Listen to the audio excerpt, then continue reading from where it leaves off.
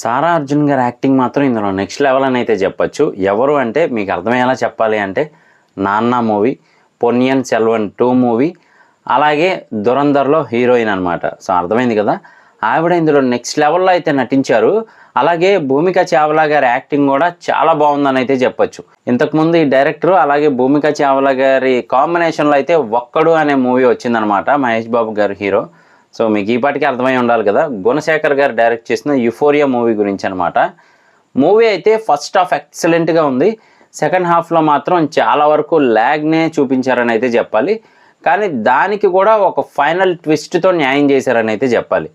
So ఇంతకీ concept ఏంటి అంటే కనుక, హీరోయిన్ అదేనండి దురంధర్ మూవీ హీరోయిన్ ఉన్నారు కదా సారా అర్జున్, ఆవిడ ఈ మూవీలో సివిల్స్కి ప్రిపేర్ అవుతూ ఉంటారనమాట. మంచి క్యారెక్టర్, అలాగే ఫ్యామిలీ బ్యాక్గ్రౌండ్ కూడా చాలా మంచిది అని అయితే చూపిస్తూ ఉంటారు. కానీ అలాంటి అమ్మాయి అనుకోని సిచ్యువేషన్స్లో చక్కగా ఫ్రెండ్స్తోనే కదా వెళ్ళేది పార్టీకి అని వెళ్ళినందుకు తన జీవితం నాశనం అయిపోతుంది అనమాట. సో మరి అలా ఆవిడ్ని చేసిన వాళ్ళు ఎవరు, వాళ్ళకి ఏ శిక్ష పడింది, ఎంత దారుణంగా ఆవిడ ఆ బాధను దిగమింగుకొని సక్సెస్ అయ్యారు, ఇవన్నీ కూడా చూపిస్తాను మూవీలో. చాలా బాగుంది మూవీ. ఫస్ట్ హాఫ్ అయితే ఎక్సలెంట్గా ఉంది. చూడకపోతే ఒకసారి చూడడానికి ట్రై చేయండి.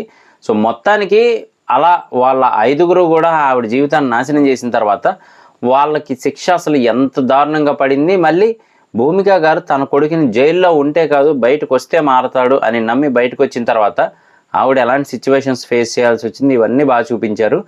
అలాగే ఈ మూవీలో ఇంతకుముందు యంగ్ హీరోగా బాగా ఆకట్టుకున్న రోహిత్ గారు కూడా ఉన్నారనమాట. ఓవరాల్గా మూవీ అయితే మాత్రం చాలా బాగుంది. చూడకపోతే ఒకసారి చూడడానికి ట్రై చేయండి, ఆహాలో అవైలబుల్గా ఉంది.